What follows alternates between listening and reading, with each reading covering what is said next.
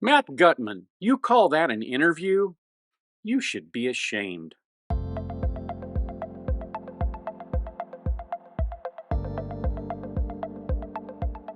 Hi, Tony DeWitt here. I'm a Missouri appellate attorney, retired, and I bring you a fresh perspective on the law without offering any legal advice.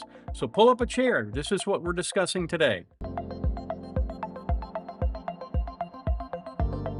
Well, guys, I thought I was finished with the Karen Reed case. And then I happened to catch a few glimpses of these two interviews. And the more I thought about it, the more it bothered me. I sat down on Saturday morning and I wrote the script for this, and I wasn't even sure I was going to do it. But I have received some emails and I've seen some comments on the channel that suggest that there are still people who believe that Karen Reed was guilty. And it seems to me that that is what this is all about. That's what these two interviews are all about, furthering that lie. I apologize if this seems a little bit over the top for me. Sometimes you have to bring a little bit of passion to what you do. And this is probably the most passionate I've ever been about something. I can't stand to think that the people who are supposed to be bringing us the news, supposed to be bringing us the truth, instead find a way to let others distort the truth. And I think that's what happened here. That's my opinion. Everything contained in this video, at least from me, is opinion. I grew up in the 1960s and 1970s before many of you probably were even born or thought about. Many of you who tune in here, because you weren't around them, don't understand that times back then were quite different than they are now. CBS had a newsman named Walter Cronkite. Every evening he'd tell you what happened that day without any detectable political bias. He may have had some, but I don't think it ever came through in his reporting. If Walter told you that the Soviets, which is what they were called at the time, were shooting people going over the Berlin Wall, then you'd have sworn to it on a stack of Bibles. He had this thing called credibility, and that's my starting point. I took 2 years of journalism in high school. At one time, I thought maybe I would become a journalist because I liked to write, and I was pretty good at it. And I understood about slanting a story and how you could change the angle just a little bit to cover it the way you wanted to. But generally speaking, I was told to play it straight down the middle, because if you didn't, it damaged your credibility. I learned that if you did an interview where X said that Y was a scoundrel and a cheater, you had to give Y a chance to comment on that statement because you wanted the reporting to be balanced. You wanted to tell both sides of the story, or at least give the other guy a chance. Because as my mom used to say, the second liar often doesn't stand a chance. Credibility in journalism is officially dead if you look at the Trooper Proctor interview, or former Trooper Proctor interview, or the Albert McCabe interview, both of which were on ABC and both were done by Matt Gutman. Now, I don't understand what they were doing, but if you look at this, it's pretty easy to see they had an angle, they had a slant, they had a bias, and they wanted to convey that. Even as late as the 1990s, if you went on Meet the Press and told Tim Russert something, you could expect hard, probing questions, and many a political career was damaged because Tim Russert wouldn't take the easy path and just turned a blind eye to things that didn't make sense.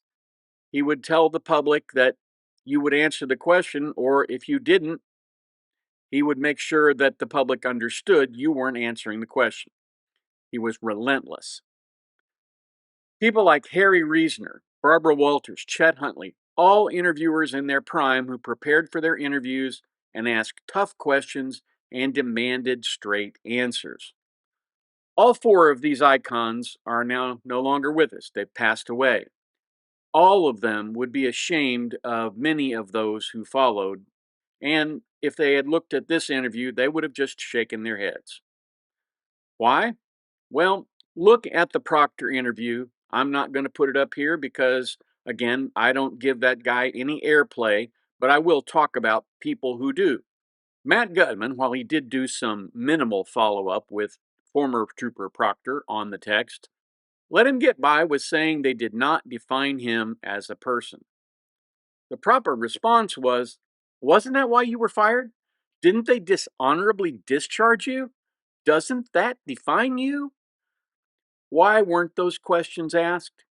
Because they wanted to give Trooper Proctor or former Trooper Proctor a chance to vomit all over the Karen Reed win by offering some very lame excuses for what he did.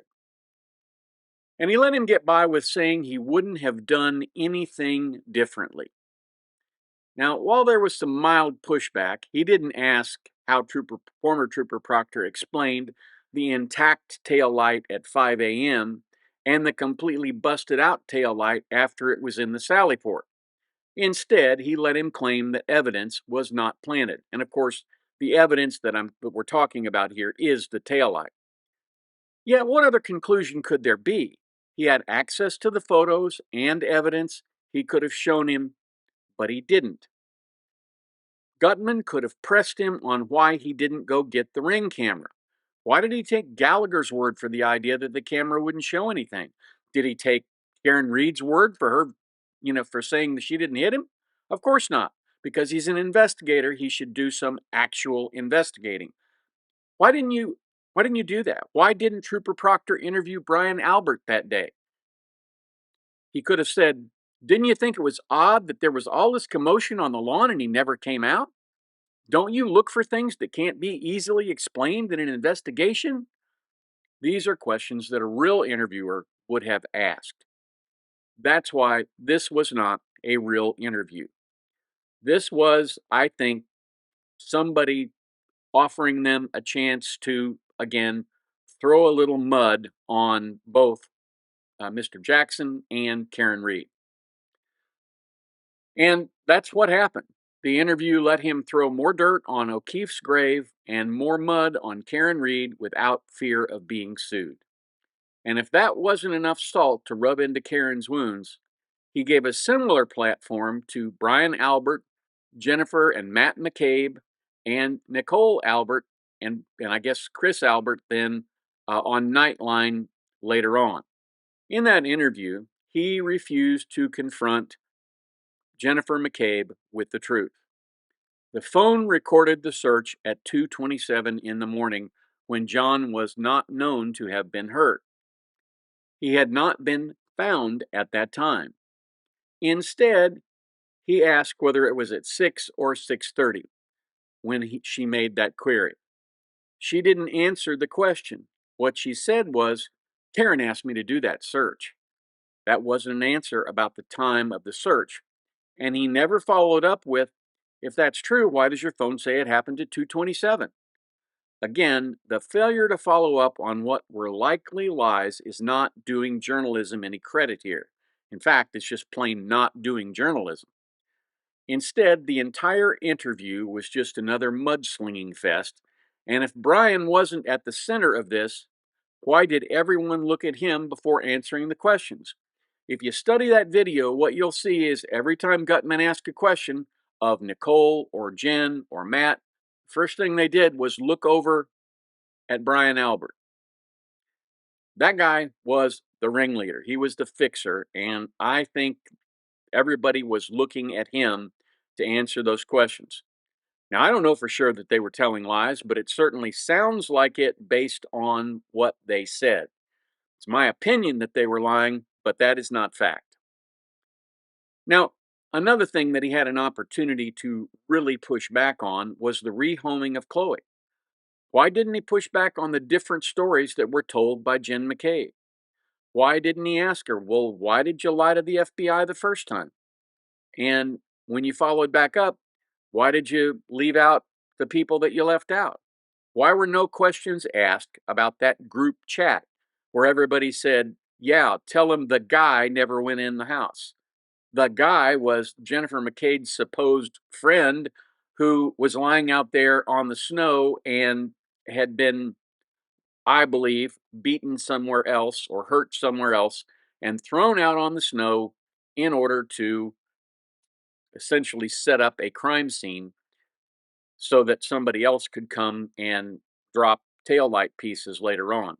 Anyway, the fact is, all of these questions about rehoming Chloe. Why didn't she bark? You've got a huge commotion outside on your front lawn, and your dog's not barking. Your dog's not waking you up.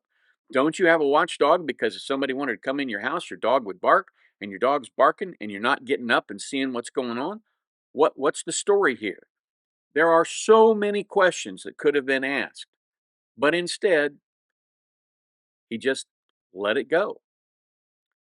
And, one of the questions I would have asked, asked Jennifer McCabe, why would you say the guy was never in the house?